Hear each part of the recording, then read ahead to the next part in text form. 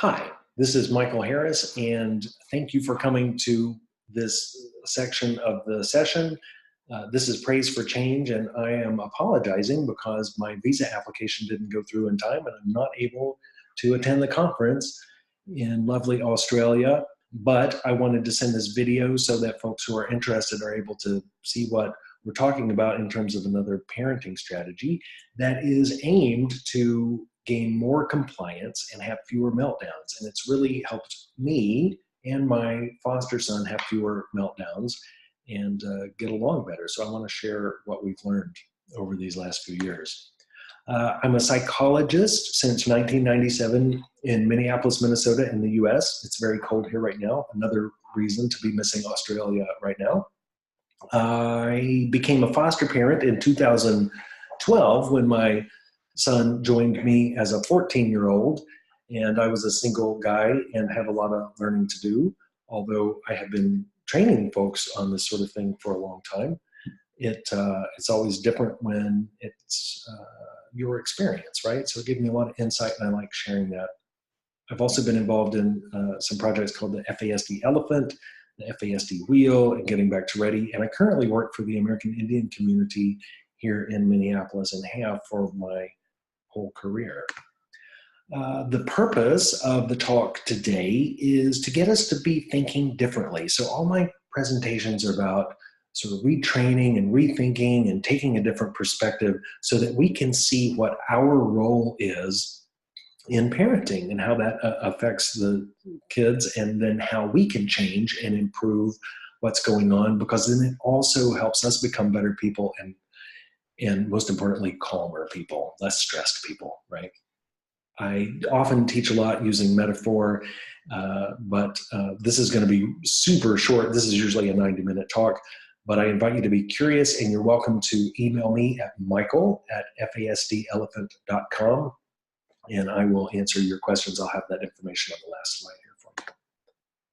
I like to start with kind of a mind puzzle for people to get them to start thinking differently, but I'm just going to go right to the point here.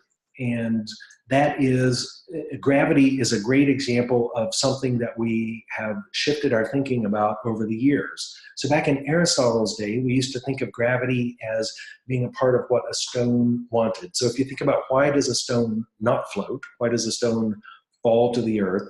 Well, Aristotle and for many years after that, people would say it's because the stone wants to be at the center of the universe, so it decides to fall. And that was the accepted explanation.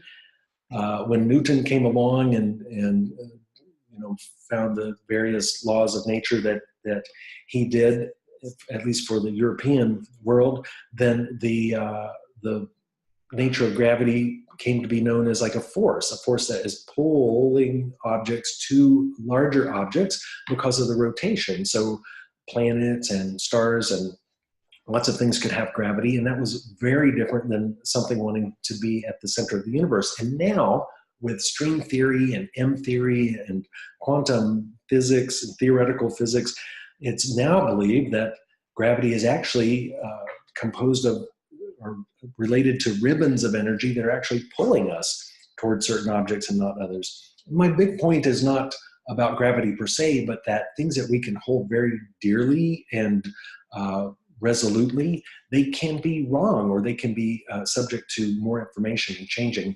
And that's how I like to approach parenting. If we get more information, we might have some more ideas about what to do. So we could be wrong, or we could have some improvements about some of our parenting strategies. I really want to come at this from the point of view of mindset, though. And I've taken this phrase from a psychologist, Dr. Carol Dweck, who wrote a book by the same name that I would highly recommend, Mindset. And she talks about having a fixed mindset versus a growth mindset. And essentially, a fixed mindset is a mindset where one believes a person's basic qualities like intelligence and talent, they're fixed, and that's what creates success. And folks who have more of a fixed mindset in this way, they tend to like to show off their good qualities, like looking smart, and they want to avoid things that they're not so great at so that they don't look bad. Because if practice and this sort of thing doesn't help make you better, then what's the point of, let's just avoid that. Whereas on the other side, the growth mindset is where a person's basic qualities develop with time and experience. That's the belief. So intelligence and talent are the starting point for creating success. And the goal of a growth mindset is just captured in the phrase, try again, because the experience and the learning will make us better at what we're doing. A fixed mindset also focuses on outcomes, and we tend to be very outcome focused. In the US, we're outcome focused in education, and I don't think that helps kids who have FASD or other special needs. A health example of outcome is, I want six-pack abs. Whereas if you go on the other side of the growth mindset, it's more a focus on processes. So a health process goal would be, I will do 25 sit-ups each morning in order to get the six-pack abs. It's still about six-pack abs, it's still about improvement, but it's more about the process of it for a growth mindset.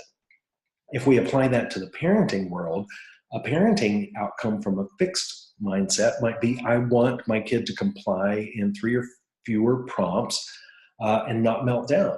And that's actually a variation of a pretty standard therapy goal in Western psychology. So unfortunately, it's focused on the outcome rather than more on a process. So if we flip over to the growth mindset on the right-hand side of the screen, the parenting process goal is, I need more or better skills for handling meltdowns or finding help for handling meltdowns. A kid outcome would be, my kid always screams and refuses if I don't cook her what she wants in the morning, right?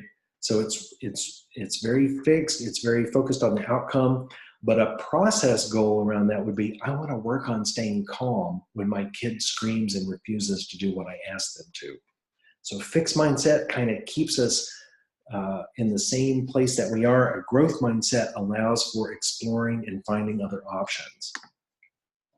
We usually have more fixed mindsets than we believe we do. I thought I was very open-minded until I read this book, and I discovered all sorts of areas where I have a fixed mindset and started looking at that. I would really encourage you to think about what areas you might be using a fixed mindset, and what areas is your kid using a fixed mindset, and how is that serving you? Whereas on the other hand, for a growth mindset, growth mindsets are often found in everyone also, but in areas that we enjoy doing. A lot of times it could be a sports, or it could be a craft or an art or some skill that we practice over and over. So think about what areas you might have a growth mindset in, and the way that you approach that is going to maybe give you some clues about improving your parenting growth mindset. But you've got to think about, do you want to develop more of a growth mindset, and how can you encourage a growth mindset for yourself around fetal alcohol spectrum disorder and other special needs? So our goal is obviously to parent differently, but to feel empowered as caregivers and parent more effectively. That growth mindset and finding that growth mindset around parenting and parenting FASD is going to naturally bring forth some strengths-based parenting strategies that don't always come naturally to us as human beings. We want to encourage progress, not a wish for perfection. So here's the case for strengths-based parenting. So for kids with FASD or trauma, we really need to use strength-based approaches, because kids hear so many more negatives than positive statements about themselves. And they also perceive more negative things than positive things about themselves. Strength-based approach really encourages resourcefulness, and it encourages resilience, and it encourages looking at the strengths and assets that you already have and building from there, rather than only improving weaknesses or correcting deficits and failures. And I found for my own kid that this is a huge distinction when we start from a strength mindset and from an asset-based mindset. He's just able to go so much further in without defending and getting irritated.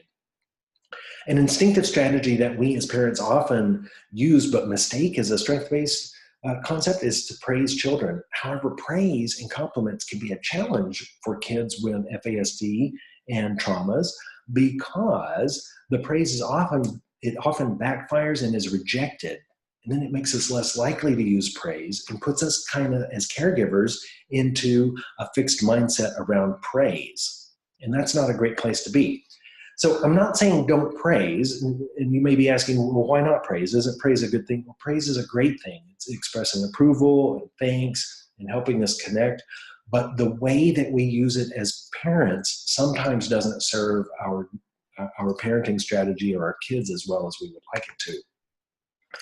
And that's because praise is, think about why you give praise. Praise is really great for connecting and sharing, to strengthen the parent-child relationship. It's really great at, or it can be great at building and reinforcing a preferred behavior, right, for future success. But it's not so much, and the one that we use it for a lot as parents is to build self-esteem, but it's really not good at building self-esteem because only actions and behaviors and building competence build self-esteem, not words. Actions, not words, build self-esteem for kids.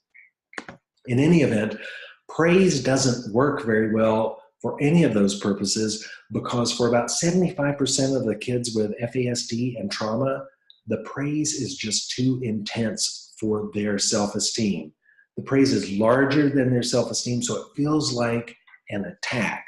So if you think of like a small prey animal and a large predator comes toward it, even if it's not a predator, the larger animal will be perceived as a predator by the prey, and the prey will take off or defend itself. So you think about that with kids. If the praise that you give them is too big, they're going to reject that and defend against it because they feel like you're attacking them. There's some attack scenes I'm going to go through. What response when you praise your kids? There's 4 reaction levels to praise, and I kind of think about these as self-esteem levels too. This is not scientifically validated. It's just based on my clinical experience over the years. But if you can break down people's responses to praise into 4 categories, level A is they accept the praise. They just, thank you, I appreciate that. Level B is when they start rejecting the praise. I even look at myself for this. I might say, no, I'm not that good, or that what I did was not that good. So there's a verbal rejection of the praise, or just a refusal to accept it. Level C rejection of the praise is more hostile, and it might involve like wadding up a art project or throwing something across the room. There's just a little more hostility. There might be some yelling, a little more destruction. And then the level D response to praise also has an aggressive or violent component to it, where there might be holes punched in the wall or dishes broken or even physical violence toward a caregiver. That would be in that realm. So if you want to praise kids and start connecting them and building the relationship, and you're at a level, or your kid is at level B, C, or D, you got to remember to go neutral, go small, and go slow. You got to take this bite size at a time because their self-esteem is so small. Now, as you're preparing to praise, I'm going to give you the praise checklist in the next slide, but as you're preparing your praise, you want to choose a behavior to praise that's neutral or only slightly positive. You don't want to go overboard on the positive because, again, that feels too intense. That feels like an attack. The second thing you got to do is you got to think of what the kid gets or could get from the behavior you want to praise. Don't tell them what you want from it or what you'll get from it or what society will get from it. Only what the kid will get from it. I'll give an example that'll make it really clear in just a second. And you link the praise behavior to the kid's benefit. And you also got to practice saying it over and over before you see the kid, and you got to let it go. So here's the checklist. You choose that neutral or positive behavior to praise. You think of the benefit to the kid, the client, or the person, not yourself. You link them together. You say it. You put it out in the world. And then you don't elaborate or embellish or wait for a response. Here's the example I get. You put your shoes beside the bed. Now you don't have to waste time in the morning looking for them. That is actual praise that I've given my son. And it, over time, worked because it wasn't me saying, oh, I like it when you put your shoes beside the bed, because he doesn't care whether I like that or not. He only cares about not wasting time in the morning, as long as it's not my time, right? Or as long as it's not his time. Anyways, you give a praise like that is neutral. You put your shoes beside the bed, but it's something I want. And then you link the benefit. Now you don't have to waste time in the morning looking for them. You watch the kid's reaction, You can watch your own reaction, and there's a whole other workshop I have on that. And then look at what level response does the kid give. Based on giving praise correctly to them, or more tailored to them, did you get a level A response? Did they accept the praise? If they did, then you are golden. Did they give you a level B response? No, that's not that good, or that's stupid. Did they give that verbal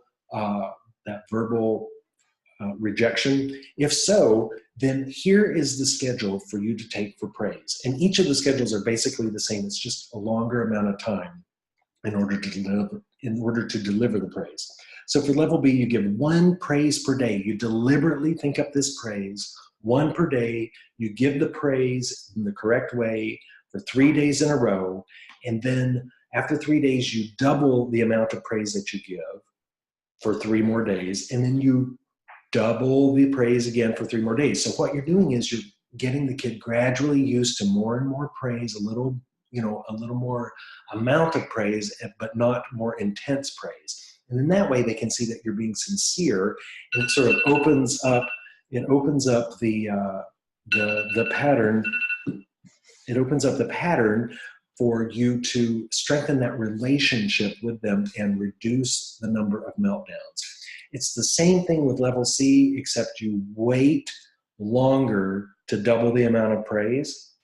And with level D, which there's some aggression or violence going on, you even start with more distant praise, like giving a text or just writing a note, a post-it note, and giving the praise that way. And you also let the praise, you do that for a longer amount of time. So instead of 7 days, you might even go up to 2 weeks, because you don't want to stir the pot too much, but you got to get the attention going that something different is happening and that the kid can handle that. I often get a question about consequences, and then my response is always, you can't give consequences for behaviors that stem from mental health or brain injury. And I always refer people back to Diane Malbin, the social worker, saying, try differently, not harder. This is a very complex topic. It's way more complex than 15 minutes, but I hope you've gotten some overview at it. You're certainly welcome to go to praiseforchange.com to learn more, or email me at michael@fasdelephant.com. And I really appreciate the opportunity to give this talk even by video. And I hope everyone has a great day and a great conference, and take care.